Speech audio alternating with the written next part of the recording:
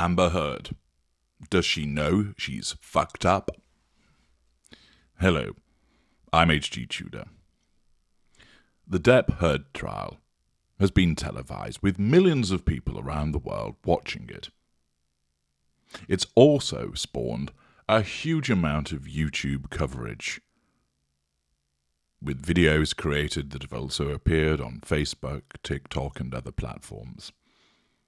In some instances, it's just showing what's going on. In others, there's commentary provided from lawyers, from body language experts, from psychologists, and of course, I provided your analysis in terms of what we've heard, what we've seen, how that links to the key parties vis-à-vis the question of narcissism, which of course is what this channel is all about.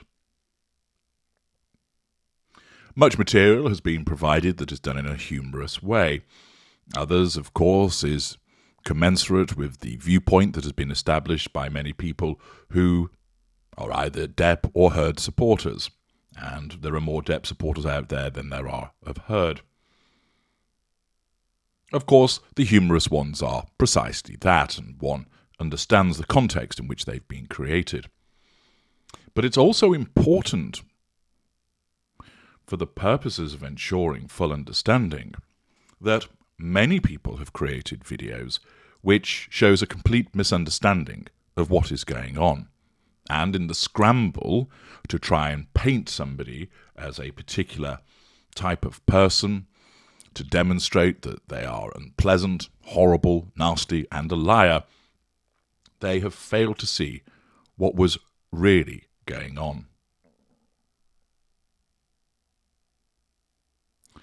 The problem with all of this is that it creates misunderstanding about what's truly happening vis-à-vis somebody who is a narcissist. I have established elsewhere through a considerable consideration of the material that Amber Heard is a narcissist, and I've gone into detail as to why that is. Having established that by reviewing the evidence available, both in this trial and, more importantly, what existed beforehand, I established that she's a narcissist, that we can interpret her behaviours through that lens of narcissism.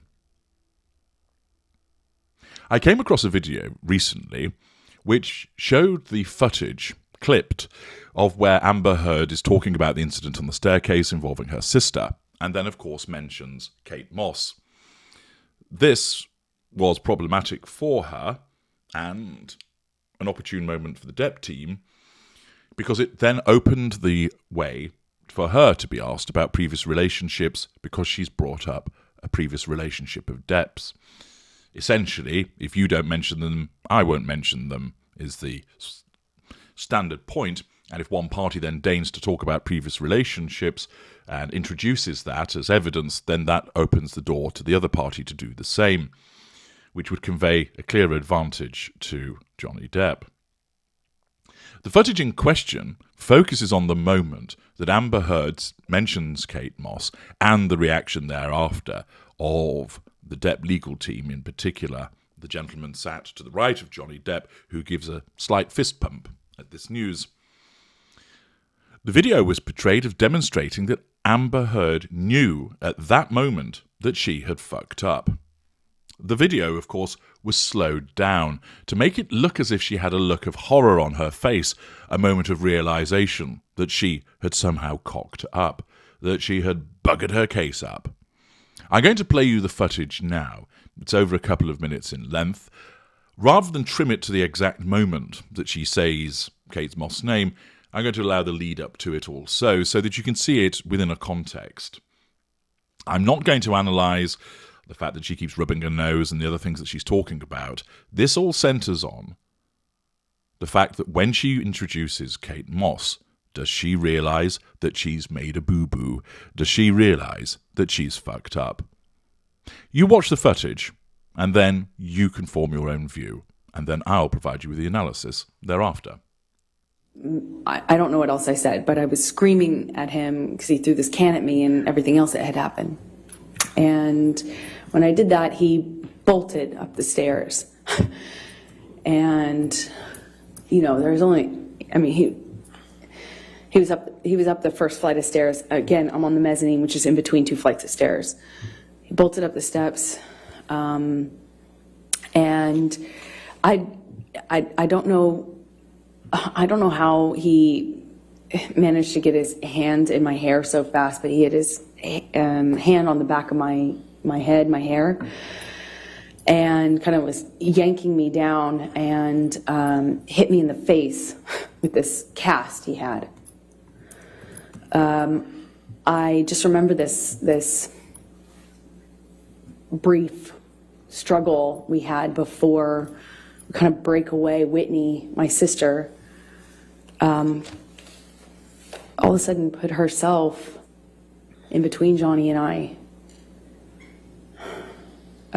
She just threw herself like in the line of fire or whatever. She just all of a sudden was there and was trying to get Johnny to stop. Her back was to the staircase, and Johnny swings at her, and I just see my little sister with her back to the staircase, and Johnny swings at her, and I don't even wait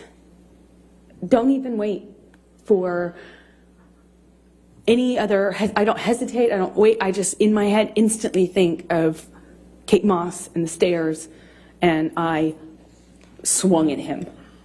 In all of my relationship to date with Johnny, I hadn't landed a blow. And I, for the first time, hit him. Like, actually hit him. Square in the face. He didn't push my sister down the stairs.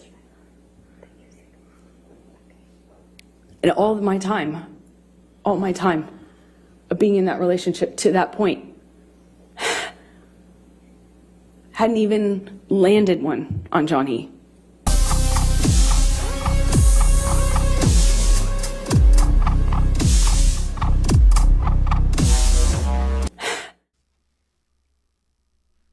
You've seen the footage. Heard says, "I instantly think of Kate Moss and the stairs, and I swing at him." She points to her head.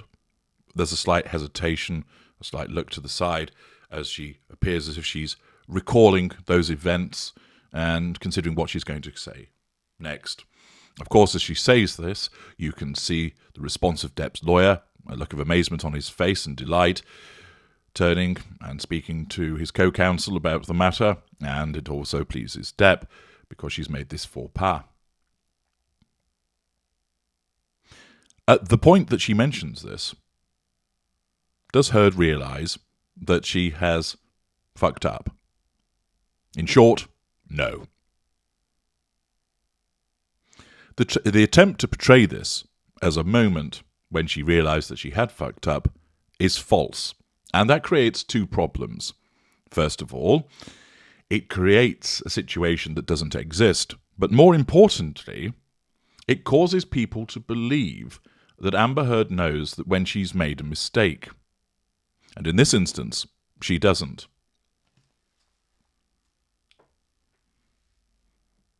Heard is a narcissist. Generally speaking, lesser narcissists do not realise that they've made a mistake. They're like wrecking balls on the whole, cruising through life, bowling people over, getting on with things, it's their road or the high road, and simply, they often are completely oblivious to the things that they are doing. Often, that's quite difficult for people to comprehend. But those of you who have been involved with lesser narcissists will see this. They really don't see that they've done anything wrong. Mid-range narcissists are capable of recognising that they've done something that other people will describe as a problem. But of course, it's never the mid-ranger's fault. So, if they do realise that it's problematic, the narcissist immediately blame shifts by saying that it's the fault of somebody or something else. Heard is an amalgam of the two, and therefore, in some instances, she will be oblivious to the mistake, the bad behaviour that she's engaged in, and in other instances, she'll know that it's viewed as problematic by other people, But of course, you'll just shake it off through some form of manipulation. Initially denial, and in other instances other forms of manipulation, because it can never ever be her fault. Here, she doesn't realise that she has made a mistake, and the attempts to portray her as understanding that she has made an error is entirely misleading. The point is, people need to understand that Heard as a narcissist is often prevented from realising that she's made a mistake because that's the way her narcissism protects her. The genuine admission of making a mistake creates culpability and accountability. Those two things erode control. If a narcissist genuinely were to admit that they were at fault, they are handing over control to the other person. And therefore, the narcissism has not done its job. As you know from my work, the narcissist needs the prime aims: control, fuel, character traits, and residual benefits. And control and fuel are the most important aspects of that. Were the narcissist to admit in a genuine way that they were at fault, to recognise it, and to admit to it, that is culpability, it is accountability. It's an admission which undermines and erodes control. That cannot, repeat, cannot happen. And therefore the narcissism either prevents the narcissist from seeing that they've made a mistake, or, in certain narcissists where there's recognition, it's dismissed on the basis that it was not the narcissist's fault. A classic example would be where a narcissist is trying to hammer a nail into a wall and hits their thumb and turns to their workmate and says, "Look what you've made me do." The workmate did nothing. But that narcissist has to blame somebody because their mistake of hitting their thumb can't be their fault, because that would undermine, in front of that person, the issue of control. Accordingly, to suggest that Heard realises that she's made a mistake by mentioning Kate Moss is misleading, and it's that type of material which, of course, the video that I'd seen had been seen by a lot of people, causes people to misunderstand, and it misleads them with regard to the mindset of somebody like Amber Heard, who is a narcissist. Her narcissism gives her complete conviction in what she says, that either she has done no wrong, cannot see it, or in instances where she recognises that other people might regard it as wrong, there's an explanation, an excuse, which means it was appropriate and justified to her to engage in the conduct. It's hugely important to point these things out, and part of the existence of this channel is to repeatedly point out the errors that are propounded by people who don't understand narcissism, which continue to create myths about my kind, and also to mislead people in an honest way. It wasn't intentional disinformation, but it was an error, and it causes people to think that at that moment she knows that she's fucked up. She doesn't. She has no inkling whatsoever. She's caught in the middle of her recollection, which is probably a revision of history in any event, but she's caught up in that recollection and does not realise that what she's just said is a problem for her case. I'm H.G. Tudor. Thank you for listening.